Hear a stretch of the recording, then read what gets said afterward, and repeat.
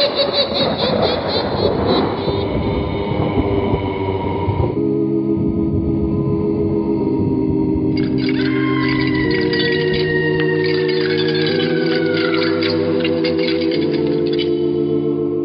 Mysterious Old Radio Listening Society podcast.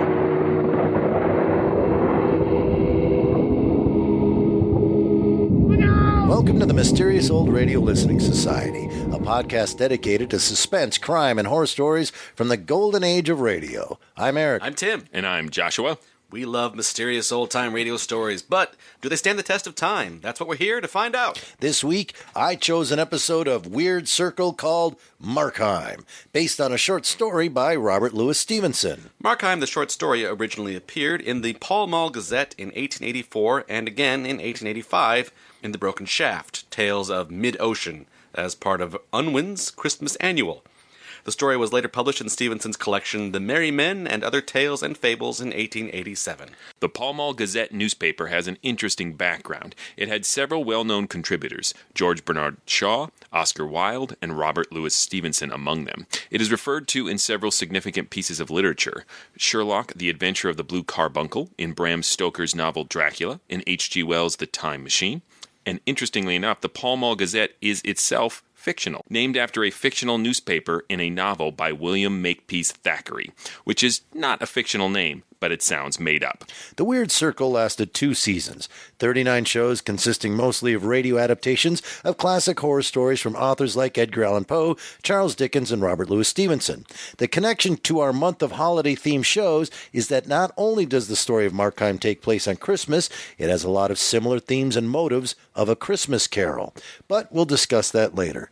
Here it is, Markheim from The Weird Circle, originally broadcast on the 20th of May, 1945. It's late at night and a chill has set in. You're alone, and the only light you see is coming from an antique radio. Listen to the sounds coming from the speaker. Listen to the music, and listen to the voices.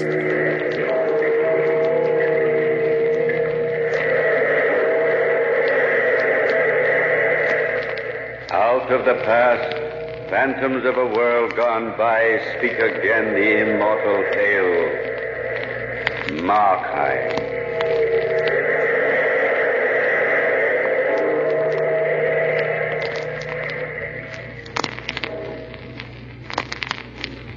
You feel safe, don't you, Markheim? You feel safe and fat and secure, don't you, Markheim? Sitting all alone before the fireplace in your uncle's drawing room. Ah, but you're not alone, Markheim. I'm with you all the time. Invert your eyes, Markheim, and look within you. Invert them if you can, and then perhaps you will see me. I love to watch you thus at rest, Markheim, safe and fat and secure, for then you are so much my servant.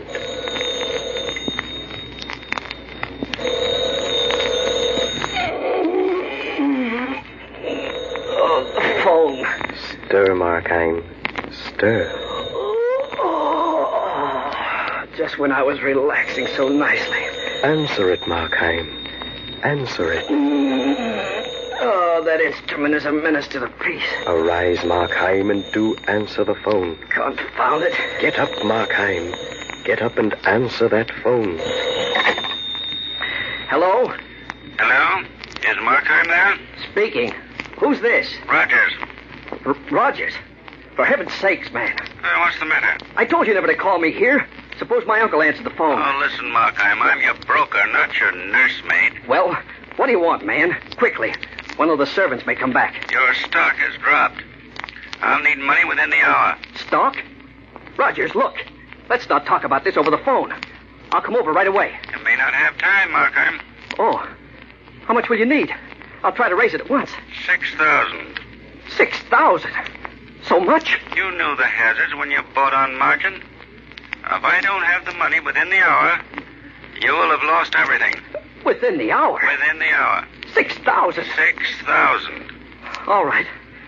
All right. I'll try to raise it at once. 6,000. Within the hour. Where am I going to get it? Come now, Markheim. There is a way, you know. Where am I going to get it? Let me help you, Markheim. Where am I going to get $6,000? Let me suggest something to you, Markheim. Look around the room. Nothing in this room is worth $6,000. The wall, Markheim. The wall. A portrait of my uncle. Oh, I couldn't ask him, even if I could reach him within the hour. If he ever knew I was speculating. Not the portrait, Markheim. Behind the portrait. Behind the portrait. Wait a minute now. There is a possibility after all. You're in deep already, Markheim. What have you to lose? I'm in deep already. What have I to lose? Stir, Markheim. Stir. Still, maybe it would be better to lose all that stock and forget about it. Move, Markheim. Move. Oh, why do I get into such dilemmas? Get up, Markheim. Get up and move. Oh, what the devil. Now if I can only lift this picture off the wall. Heavy. Oh, found it. Set it down. There it is. Bet the old fella doesn't even guess that I know about this wall safe. Put your fingers up to the dial, Markheim. Or the combination either. Put your fingers up to the dial and twist it, Markheim. 2 to the right. All the way around and stop at 8. All the way around to the left, past 8, and stop at 4. There it is. Now put your hand into the safe. Yes. There's the money. A small fortune, but I'll take just enough. 6,000 in wonderful paper money. Draw out the money, Markheim. I got it. Quickly now, Markheim. Quickly. Close the door of the safe and put back the picture. That's the way, Markheim. Rush into the street and through the city. Taxi! Taxi! Quickly. Quickly. My taxi, swift and sure. Now into the broker's building, Markheim. Up to his office. Place the money in his hands. Here's the 6,000, Rogers. Oh, quick work, Markheim. Now you may return to your uncle's home, but with leisure, Markheim. You may even walk if you wish. And you may cock your hat at a jaunty angle, for luck was with you this afternoon. And you may smile as you enter the drawing room once again. Oh, hello, nephew. Oh, Uncle, Did I surprise you, my boy? Well, yes, you're home early, aren't you? Yes, a little. Christmas Eve, you know. It's hard to get work on the afternoon before Christmas Eve. I thought I'd have my lunch at home and remain. You're right, Uncle. The afternoon before Christmas Eve is no time for business. I'm glad we're of the same mind. Sit down. Sit down. Yes, Uncle. This room is so comfortable. Oh, I hardly have time enough to enjoy it, though. That's true, Uncle. It's a room to relax in. I love to come here and just sit. And that's because the appointments are so carefully chosen. The furniture and the rugs and the hanging, they all complement each other. Even that silly old portrait of me. Portrait? Yeah. Oh, yes. That portrait of you. It's not so silly, Uncle. An excellent likeness of you. Thank you for the compliment, nephew. But I dare say you're lying. Look at it. I see nothing wrong with Well, it. it's crooked. It's slightly off-center. Why, yes, it is. I'll fix it. Just a little push it. There it is. Is that all right? Yes, that's fine. Fine, thank you. You know, that crooked portrait reminded me of something. Huh? Do you care to tell me? Oh, it's nothing important. It just reminded me to take the picture down one of these days. Take it down? Why? Well, no, nothing special. Just to dust it off a little, shall we say? Perhaps I can help you. When are you going to take it down? Let's see. Not today. And tomorrow's Christmas. The next day, probably. And I won't need any help, my boy. No help at all. As you wish, sir. Now I think I shall be going upstairs. I have a few gifts I still want to wrap. See you later, then. Yeah. Oh, now, wait a moment. What was it I wanted to ask you about? Ask me? I wouldn't know, Uncle. Oh, never mind. It's probably not too important if it slipped my mind. I'll call you if I remember. I'll see you later, nephew. Goodbye for now, sir. Good heavens. The day after tomorrow. The day after tomorrow. The day after tomorrow, Markheim.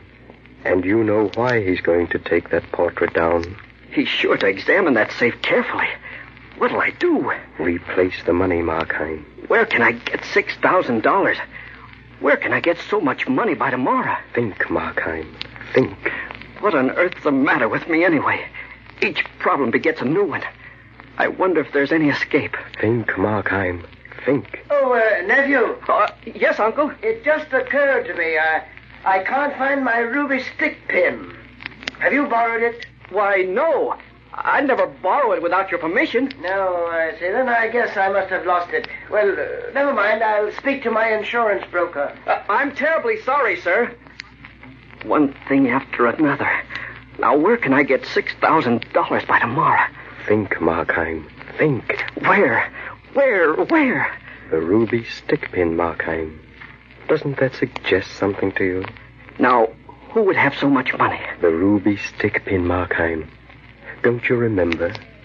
Don't you remember that afternoon? That afternoon you entered the dealer's shop on that side street downtown? That dirty little deserted side street? Don't you remember how quiet the place was? How all alone you both were? Yeah. So you're back, young man. I'm sure I'm welcome. You've made a tidy penny on me. Yes. And you should expect I would profit well. I think you profit much too well. Some of my customers are ignorant, and then I touch a dividend on my superior knowledge. And some of them are... Some of them? Yes? Well, some of them are dishonest. In that case, I profit by my virtue. Frankly, I need no preamble to our dealings. Let's get on. Yes, indeed, let us get on. What have you brought me now? Another curio from your uncle's cabinet? No, not from my uncle's cabinet. I brought you this. Oh. And it's genuine, let me assure you. Your assurance promises me nothing. But it is, I tell you. Calm yourself. I trust my own eyes. It is genuine. Ruby stick pin. Very elegantly designed. How much will you give me for it? 300. Why, you fool, that's worth at least 1,000. Does it matter whether I give you 300 or 3,000? You lose it anyway. I'd rather enrich myself than some stock speculator. I'll not give it to you for 300. It's you who needs the money, not I. But 300? I'll be generous. 400, shall we say? Very well. Since I have no choice, I'll take the 400. Good. Now you wait here. I'll go upstairs and fetch the money. You remember that, don't you, Markheim? You remember his exasperating gait up those stairs, to the floor above, to the room above, to the place where he kept his money? How easy it would be. I wonder if he has that much money up there now. How can you doubt it? $6,000 is a lot of money. Does he have it? Suppose he has. How could I get it? He never leaves his shop. You know how, Markheim? He'd be in the way. How could I get it? You know how, Markheim. It would be so easy. Oh, I think I'll think about it later. I'm going to the kitchen to talk to the cook a while. Get my mind off it. Run away if you like, Markheim. You can't escape me. Go into the kitchen. I don't mind. I'm right with you, Markheim. I'm right with you. Hello there, Mrs. Cleary. What? Oh, you startled me, Master Markheim. I was buried in this newspaper, didn't hear you come in. Say, what's so fascinating about that newspaper? I have a little time before the oven heats up, so I thought I'd read about that new murder. Murder? Yes, terrible thing, Master Markheim. The murderer used a knife. A knife? I guess it must be easy to commit murder with a sharp knife. Some people would run a knife into a man's body as easily as I would into that goose I'm cooking. I just came in for a piece of cake, Mrs. Cleary. Cake? Oh, yes, over there. You've got to admit that sometimes it's easy to commit murder. Of course, the murderer might be caught, but it would be kind of easy, wouldn't you say? Especially with a sharp knife. That's it, Markheim. A sharp knife.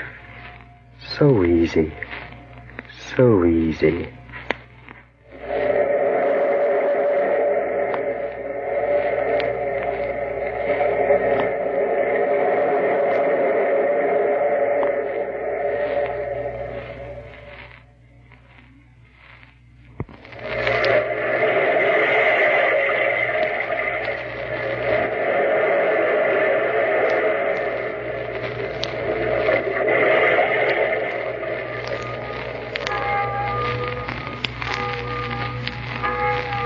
Plan is formulating in your mind, isn't it, Markheim? It should be easy. $6,000 at the stroke of a knife. But you won't carry it out, Markheim, while you sit in your uncle's drawing room. If I only keep my nerve, if I don't break at the last moment. You won't break, Markheim. I'll be with you. Oh, Merry Christmas, Uncle.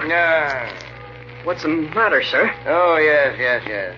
I said, Merry Christmas. It could be merrier, nephew. I wish you wouldn't spend your leisure time in my drawing room. What?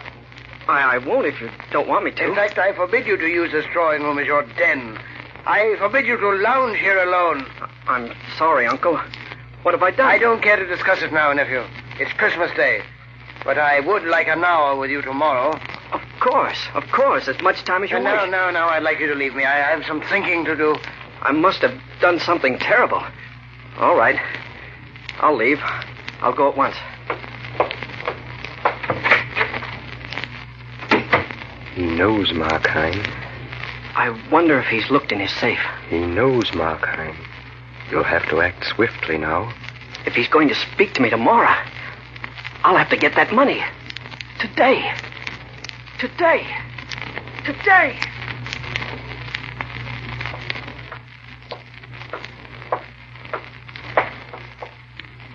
Here it is, Markheim. The dealer's house. Ring the bell. Don't hesitate, Markheim. Ring it. I can't kill him. Your uncle knows, Markheim. Ring the bell. Ring it. Again. Why does he delay?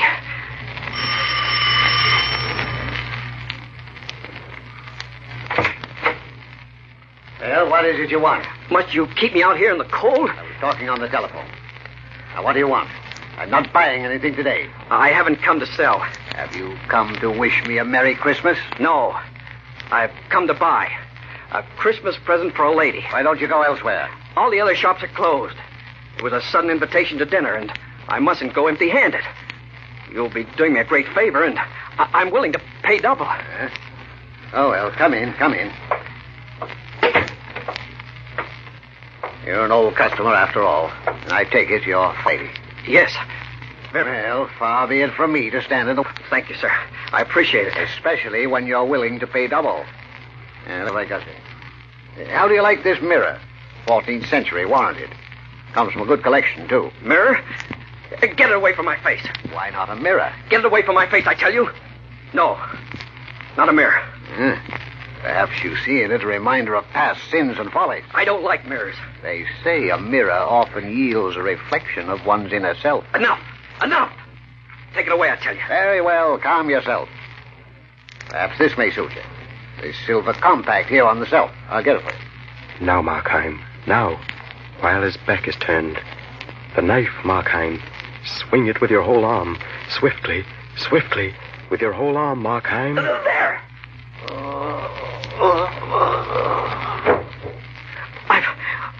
I've killed him. It is done, Markheim. It is well done. I've killed him. I must get out of here. Fool. Where are you running? I can't remain. They'll find me here. I'll hang. The front door. I must get out. Stop. Do you want to destroy yourself? You cannot go out that door. Listen to what is happening on the other side of it. Listen. Well, here's the place, Garrity. All right, you go on in. I'll wait outside. Now, don't be a grouch. This is Christmas Day, and we're both going to present this turkey to the old man. He's the worst miser that ever lived. What does he know about Christmas? That doesn't matter. You agreed to walk down here with me, and now don't go away. I'm going to knock on the door. You see, there's no answer. Maybe he's not home. He never leaves. I'll try again. Hello in there. Are you coming out? You're making enough noise to raise the dead. Maybe he's asleep. Oh, come on, let's go. No, I think I'll wait a while. I expect he'll get up soon and walk over and open the door. You can go if you like. Well, I guess I'll wait along with you. Did you hear that, Markheim? He's going to wait for the old man to get up and open the door. Such a joke. I must get out of here. You know he can't get up, don't you, Markheim? The back door. The yard. I must get out of here. I've killed him. They'll find me and I'll hang. Stop running away, you fool. Are you going to forget your uncle and the safe behind his portrait? The back door. To the yard. Stop where you are. Don't you hear those voices in the alleyway? Listen. They're saying something that concerns you. Let me see what you got for Christmas. Oh, I got lots of things. Any marbles? Sure, Billy, a whole bag full. I got them in my pocket. So did I. Want to play me? Well, sure, play you right now. Where do we play? Well, I don't want to play in the gutter. How about the backyard? His backyard? Why not? Don't be scared of that old fogey. We'll keep on playing until the old man gets up and opens the door and hollers at us. Okay, I'm game. Did you hear that, Markheim? Till the old man opens the door and hollers at them. I'm trapped in this house. You know he can't get up, don't you, Markheim? I'm trapped in this house. Stop lashing yourself, Markheim. You have done well this afternoon, and a great deal more lies ahead. Now come along. Up the stairs. Higher, and higher, and higher still. Up the stairs to the landing, and through the door, Markheim. Through the door. And into this room.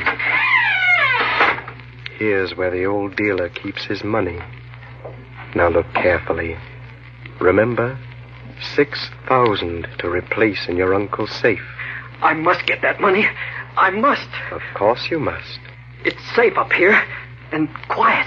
So quiet, Markheim, with the door closed. Nothing to distract my search for the money. This desk. Not there.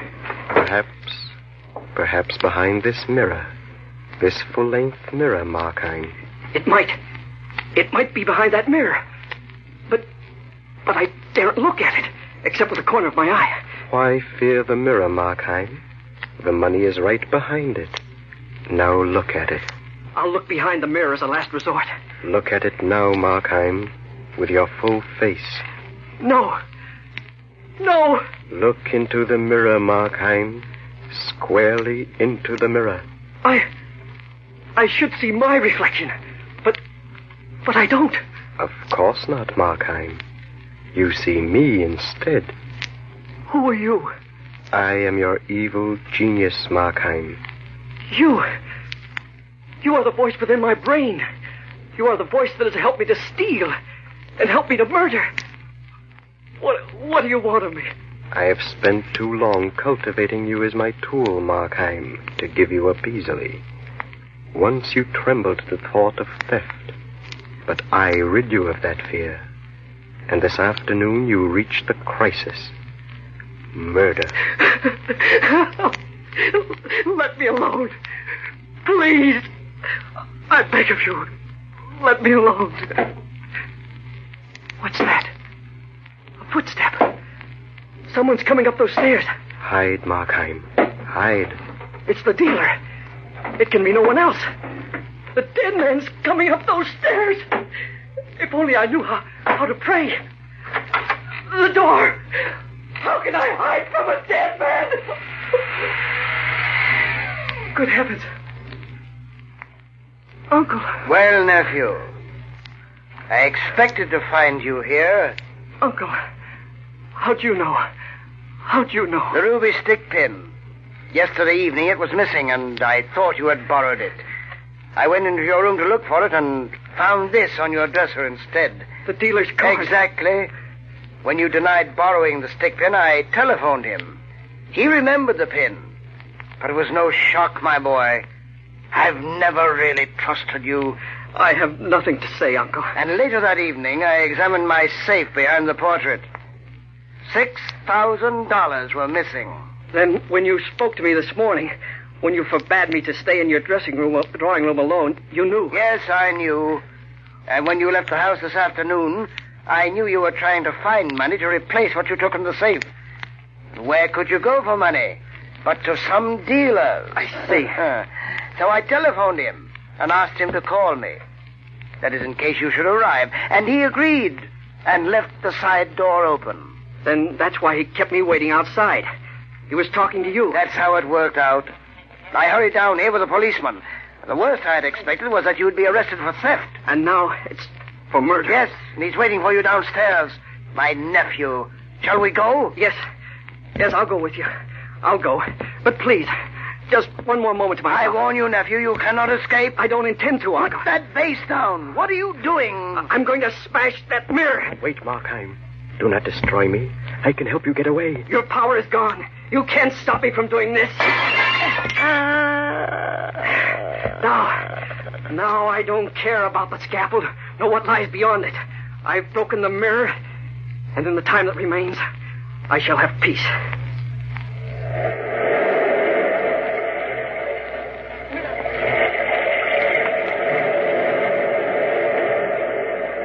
From the time-worn pages of the past, we have brought you the story, Markheim. Bellkeeper, toll the bell.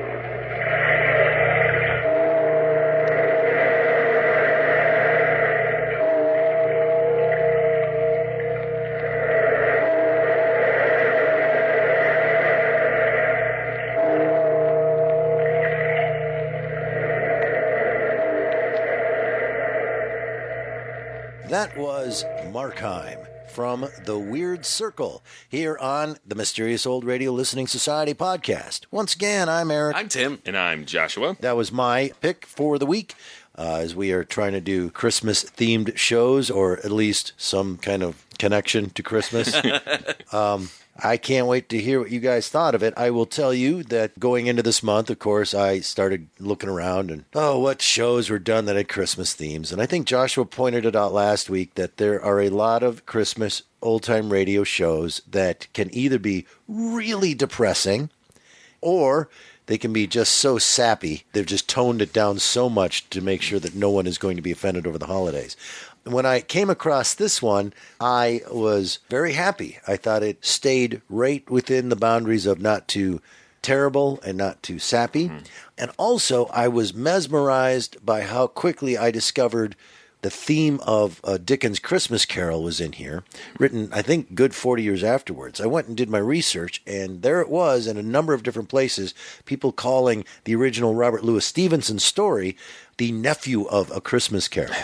It's also got a lot of crime and punishment in it. It also, I think, is often looked at as a precursor to Dr. Jekyll and Mr. Hyde, just with the themes of duality. But just the idea of you're being a jerk and coming to some resolution of I'm going to change my ways. And unlike Joshua, I did not go back and read the original short story by Robert Louis Stevenson. What I did was I read a synopsis.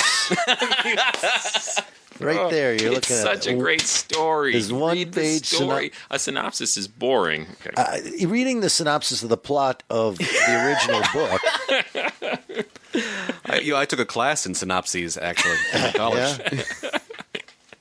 I could have aced that. I was, interestingly going to say, it made me want to go read the short story if I ever have time. Only there was a way. There is no way. Call my jobs for me.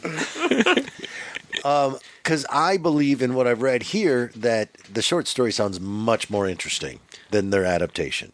It reminded me of The Telltale Heart in that the original story is slight at least in action. It's not as short of a story as A Telltale Heart, but we talked about that a couple weeks ago, about adapting something small or slight for audio and some of the challenges of needing to add material to it. Because the original story, in some ways, is just a philosophical discussion for a large body of it, which doesn't make great radio. You need scene changes, you need a lot of sound, and so they expanded a lot to get there. As we do a lot of these stories that have been adapted from stories for the radio, how much of this original story do you discuss? Because our listeners might be familiar with the story, or they might not be, and they've just listened to the old radio show. So I don't want to go deep into the actual story. However, it does give you two different listening experiences. If you're familiar with this story and have read it, you're going to have a different listening experience than someone who is not and has just heard it. And I had not read the story. I heard the radio version first. And I had a great time and enjoyed it and all that. And then I read things like this. In the novel, short story I should say, he pulls out a knife, he stabs the antique dealer to death. And listen to this line and think about this being adapted to radio. Surrounded by mirrors and ominously ticking clocks, and only with a candle to light up the dark shop, Markheim spends minutes recovering his nerve. And then he hears someone moving upstairs. And that's when he goes upstairs and comes face to face with what he assumes is the devil. Just that scene alone, let's just stop there, would have been a really nice, creepy radio scene. Well, as someone who read the short story this time. Nice. Yes. Look at you. I read it after I listened to the radio episode production. What are units of radio? I listened to a unit of radio. And the narrator as evil genius, shadow sort of person, I struggled with that until the end when I thought it got more interesting than just being the voice of, like, do the bad thing. Where it became something he interacted with. That is the part of the story where the story and the adaptation dovetail together. Actually, in that moment after he, in the story, kills the antique dealer, hears the clocks, and then it all chimes 3, like all the clocks in the store chime 3 o'clock. So he has that cacophony, which would, as I agree, be even more exciting radio to hear. And I don't know that it specifically says it, but I got the impression when he goes upstairs and is confronting this dark form, they have this philosophical conversation you're talking about. In the story, yeah. And when he gets to the point of, I've resolved, I'm going to do the right thing, they describe the face of the other one coming to this sort of peaceful thing that, I don't know if it's said explicitly, but it just sort of implies that he's been talking to a mirror the whole time. There's a lot of ambiguity in the short story that they removed in the Weird Circle and made it more of a traditional horror radio story, which in some ways that makes it fun. That he makes it really clear that this is the evil genius, this part inside him, but they treat it like he's almost possessed. By breaking the mirrors, he frees himself. Yes. And like the world's worst death moan, where he goes, you mean, as I wrote down, he dies like he had stubbed his toe. Ow. And as an actor, I immediately recognized the wrong choice. I mean, not just that it didn't sound good, but I realized in this person's head they were going, "Oh, but his voice is like this the whole radio show. So how do I die like in this soft, hush voice?" But it's no, you die the opposite. Right. You've been killed now, and instead of trying to like beguile this guy, now you're just screaming like a monster. Something to contrast it would. Ooh, owie. Oh, I'm dead. That would have been better. Yes. Yeah. A little bit like the thing on the Forble board. Yeah. Yeah, that was a terrible death scene. I also like in the short story that it isn't his uncle that walks up the stairs and busts him. It's the maid that comes in, and he's already come to terms with what he's going to do, and he tells the maid to go get the police, right? In the short story. So, that she is kind of the point of contention between these two voices, that ultimately this dark force says if you want to live your life at all and not be in jail, you have to kill her. So all that taken into account, now that our audience is up to date on like, oh, here's some significant differences in the short story and what they did. Overall, I'll start with you, Joshua, what do you think of the adaptation then? I found the adaptation interesting. I don't know that it's totally successful, and I would have enjoyed it more had I not been previously familiar with the short story. Right. So that's where I'm coming from. I think it's interesting how they transformed this very philosophical horror story into something that's a very traditional traditional 1940s radio horror story. And that's where things like the uncle being on to him and there being a mystery surrounding who was the pawnbroker on the phone with when he came in, and all that was kind of fun to see how they filled those gaps in from the short story. Because I honestly don't think a straight adaptation of this story would make good radio. I think parts of it would. They backed off the adaptation a little too much. And I think they were very much in love with this idea of having this evil genius, as they called it, talking the entire time. And I think that was the failing of it. It was a very interesting introduction to the story, but he kept talking just continually. He was like a demented whistler, is what he reminded me of, right? Yeah. And he's supposed to be this sort of representing all evil, and he just became like the world's worst life coach, right? Because it was just like, he didn't seem that diabolical or evil, right? He just called him fat and told him to get up and move and steal stuff. All good advice. I do want to say that there's some spots where, like you were saying, that in the story, the philosophical debate about justifying bad behavior and equivocating about things that you do wrong. I thought the adaptation was successful in showing it rather than telling it. I think it's more eloquent in the story, but that whole idea of, I'm only going to take $6,000 out of the safe, I'm not going to just rob my uncle. These little half steps in his moral decay. What do you guys think about, as Tim pointed out earlier, he doesn't have a discussion with it until the end. And so there was a lot of, I don't know if Sixth Sense makes any sense to you. Like, he's being talked to, but he's not answering it. So we're not 100% sure if he can hear it or if we're just hearing it. I think you're right. It's this tiny voice that he's maybe not aware of in the back of the head until he kills another human being. And I think it has to do with the mirror itself, too. That's when he becomes aware of the actual thing. But he knew he didn't want to look in a mirror before he even killed the guy. So he had some thought in his head that looking in the mirror is going to make me come face to face with something I don't want to see. So it was in there. I don't understand, both in the short story and the adaptation, how it was at this point that stocks were such... Thank you. Equated with moral ineptitude. That's my first note. His stocks failed, so he owes them $6,000 quickly. It's maybe a different perception of what stocks used to be, but I guess we all know deep down it's gambling. Because at least in the radio show, I recall he says something about you knew the risk when you bought on margin. So there's this idea that he's spending the money irresponsibly or he's buying risky things. Right. And he's stealing the money in the first place, it sounds like, to even do... But as Tim said, the way we look at stockbrokers today... Yeah, and the calls himself my broker. Yeah, it may have had a different perception that we're not aware of back then, that they were not really a profession. That's something that's like gambling. Then by today's standards, where it is a profession. Does that make sense? I didn't interpret it as the profession being corrupt, but that it was a profession that could, under the wrong circumstances, put you in a position of desperation that would make you make a bad choice. Like, they're trying to come up with a profession that would leave you somehow in desperate need of large sums of money and have to check your moral compass to see how you get this money. But in today's world, if you lose money in the stock market, it's your stockbroker. You kill an antiques dealer. Right. It's your stockbroker's fault, not your fault, and you get mad at them. They have to kill an antiques dealer. They have to go kill an antique dealer. Now, he called him and said, "Hey, man, you got like 6 seconds to come up with, $6,000. I'm going to come over and break your legs. You hear me?" It was more like a bookie. I barely understand it today, let alone 1880, whatever. So, the movie Trading Places. Oh, boy. This is absolutely true. I like the movie a lot. I laugh. I see it, Classic. Stands the test of time. I can never, still do not understand what happened with the oranges. And then they were buying them, and then they were selling them, and then they made a ton of money. And I don't know. I cannot. I've sat down with that ending like 17 times, said, okay, what are they doing here? And how did this work? And they wait, and they go, sell or buy or whatever happened. And I cannot. So I'm with you. Like, I don't understand that game at all. It ain't pull tabs. And for those who are outside Minnesota, you have no idea what I'm just talking about. That's our legal gambling in this state.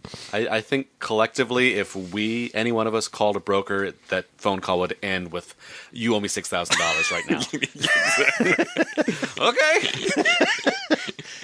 So anyway, so if somebody could please explain the ending of Trading Places to me and what exactly happened there. Any other comments or thoughts? I just love they chose, though, to call this voice in his head the evil genius, because he is the worst evil genius. Like, everything he tells him to do just ends in absolute disaster. He's that dumb friend that you shouldn't have been hanging out with at 15 that you eventually figured out, I shouldn't be hanging out with this guy. Yeah, I think one of the problems in the adaptation is that Markheim just seems like a stupid doof. In the story, he's in charge enough of his faculties to make decisions. There are parts of the adaptation that seem almost surreal. You almost wonder when he goes into the kitchen and talks to Mrs. Cleary, like she's obviously a cook or somebody who's reading the newspaper about someone in the city is killing someone with a sharp knife. And it almost turns into a surreal sequence where she's going, it'd be really easy to kill someone with a sharp knife. Yeah. Is he hallucinating her? Is that the evil genius in drag? Doing a Mrs. Cleary bit to tell him to stab this guy? I think the actor was overemphasizing the lines that she was saying on purpose to give the perception of how he was hearing it. That could be it. Does that make sense? Yeah. Mm-hmm. If we were sitting there, she wouldn't be talking that specifically about, right? A knife would be good, right? It was supposed to be intended for us to be hearing his slow decay into madness. She was on her own journey of killing someone else. Yes, you're right. Or that, which is Markheim Part 2. Yep. Yes. Mrs. Cleary. Mrs. Cleary. There is the Markheim Reckoning. I think emblematic of the joys and faults of Weird Circle adaptations, with that scene where he's trapped in the pawn shopper's place because there's people out in the front who are trying to see him, and there's kids playing marbles in the back. Yeah. How are you ever going to get past them? Yeah, I mean, they have marbles, and it's wonderful because it shows how vulnerable he feels at the moment, that completely powerless, and it's also dumb. Yeah. You should be a therapist. I understand that you feel vulnerable right now, but you're an idiot. I will say I like that scene in the sense of, if you don't plan your crime out and you're in the middle of it, you have to start thinking about those details now, then you start to go into full-on panic. I'm going to make huge mistakes here. And even just waiting and thinking it out is probably a huge mistake. And so I like that I can't even walk by the kids with the marbles. They're going to see me. But the scene was a little too long. Kids who pointedly said, "We will not leave here." Right. Until he comes out and yells at us. Which, by the way, the antique dealer is Ebenezer Scrooge. Other than the fact he doesn't go through the transformation of becoming good. Everybody in town talked about him, the guys giving him turkey and the kids, and he was a miser. And not so much in the story. Oh, okay. I think that's definitely Weird Circle putting a little of that on there, which I think is fun and good. Sure. Makes it entertaining. Let's vote. Yeah. Tim?